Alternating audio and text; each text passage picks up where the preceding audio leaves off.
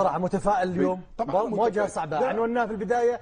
المغرب والبرازيل لا شيء مستحيل. بالطبع. لماذا قلت لا شيء مستحيل؟ لأن المغرب لو حقق الفوز سيكون يا سيدي الكريم أول فوز يتحقق على منتخب برازيلي بالنسبة للمنتخبات العربية، ثم غيكون أول فوز يحققه المنتخب المغربي في افتتاحياته للمونديال. الجماهير المغربية دائما ما تكون مميزة، لها دور كبير وحاضرة في نيويورك. نتابع هذه الأجواء المميزة مع الجماهير المغربية بشكل خاص والجماهير العربية بشكل عام.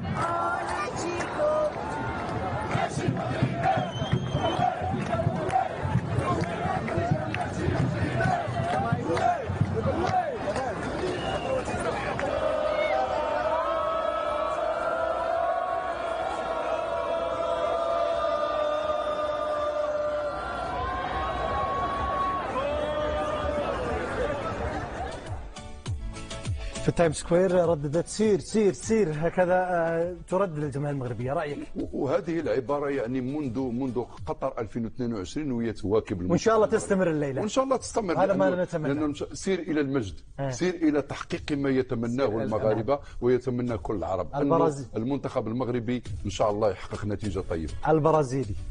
المنتخب المغربي امام مباراه قويه صعبه، لو انه المنتخب البرازيلي ليس مع كارلو انشيلوتي بالضبط، ولكن ليس بتلك القوه مثل قبل. يعني المنتخب البرازيلي ما زال يبحث عن نفسه، غائب يعني من 2002 عن التتويج العالمي.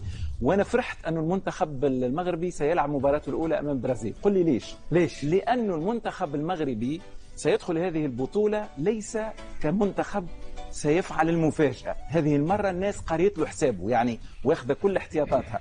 بما أن المنتخب المغربي وربما الثقة من اللاعبين أنه احنا كنا رابعين وربما سنقدم مستوى وقادرين ننتصر. المنتخب المغربي كي يواجه المنتخب البرازيلي سيركز لأنه أمام منتخب قوي.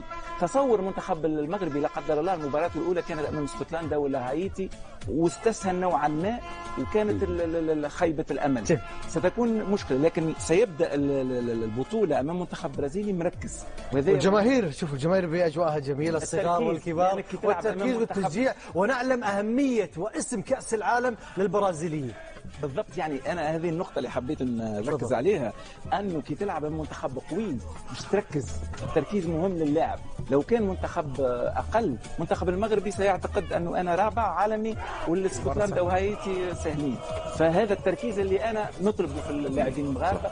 ان شاء الله منتخب المغربي في كل الحالات مهما كانت النتيجه اللي نتمناه ان تكون ايجابيه، انه راهو مباراه هايتي ومباراه اسكتلندا مازالوا، وانت يا منتخب يا مغرب يا اسود الاطلس ستكون بحول الله أقل وأقل من الثاني. هذا اللي يلزم اللاعبين يركزوا فيه. جميل. أشرف حكيمي ذكر سنقدم كل شيء من أجل سعادة ومن أجل الكرة المغربية ومن أجل الشعار. صحيح. أنا بتفائل بأشرف حكيمي تحديدا، أكثر واحد بتفائل فيه المنتخب المغربي. بس أنا عايز أقول إذا كان لدى أسود الأطلس ما يخفونه بالفعل قبل هذه البطولة، وهو التعبير اللي أطلقه بدر في الحلقة الأولى، قال في نفسي رغبة أخفيها. إذا كان لديهم ما يخفوه فعليهم إظهار ما كانوا يخفونه بداية من هذه المباراة.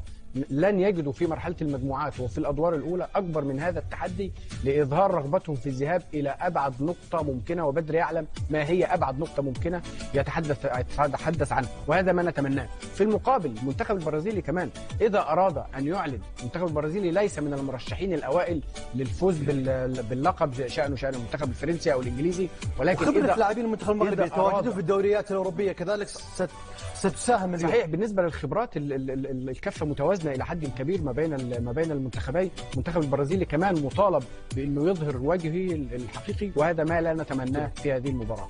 عوض، في عندك هذه المواجهه تعتمد على كثير من الامور، لكن دائما تكون مثل المواجهه هذه مواجهه جميله ممتعه نتمناها للمغرب، لكن البرازيل كذلك حاضره بصوره يريد ان يغير النسخ السابقه.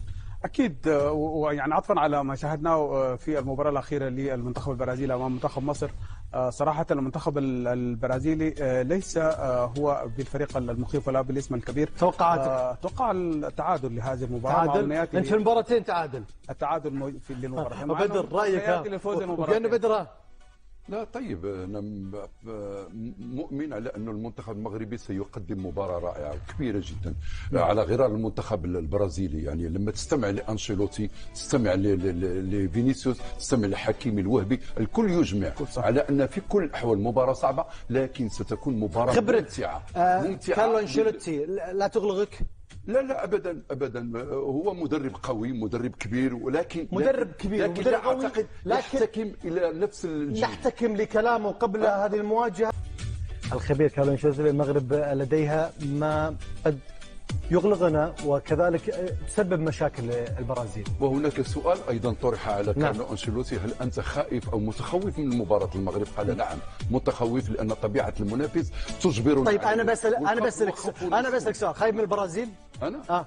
لا، ليس بالدرجه التي كنت عليها سابقا. يعني خايف؟ لا، الخوف مسؤول. الحين خايف تقول صح؟ لا ممتاز. الخوف مسؤول، لكن ليس بدرجه ممتاز. نذكر ببقيه المواجهات، مواجهه الساعه 4 صباحا معكم مشاهدينا الكرام. نذكركم في مواجهة هايتي أمام اسكتلندا في المجموعة الثالثة الساعة 4 صباحا. وصلنا معكم إلى ختام الكلمة الأخيرة. شكرا بدر الدين إدريسي، شكرا عوض الكباشي، شكرا حسان الشاعري، شكرا صابغ